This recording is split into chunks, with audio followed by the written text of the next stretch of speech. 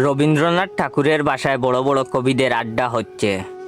আমি সেখানে সবার জন্য চা বানিয়ে নিয়ে গেলাম।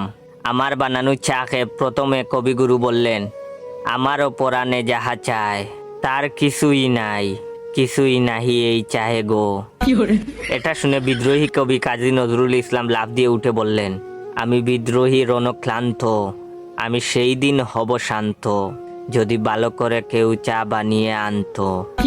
নজরুলের কথা শুনে উদাস মুখে জীবনানন্দ দাশ বললেন, আর আসিব না ফিরে রবি ঠাকুরের নীড়ে, গরম চায়ে মুখ দিয়ে টুট গিয়েছে পুড়ে। খানিক পরেই কবি সুকান্ত বলেছেন, কবিতা তোমাকে দিলাম বিদায়, এটা চা না যেন জলসানু চাই।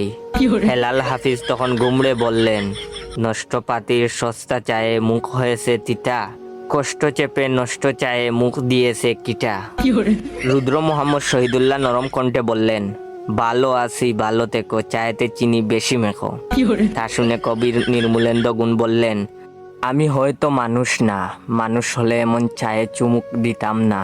পরিশেষে রবীন্দ্রনাথ অসহায় চোখে বৃষ্টির পানে তাকিয়ে বললেন, ওরে ওরে অদম, ওরে কাঁচা, ভালো করে চা বানিয়ে আমাকে তুই বাঁচা।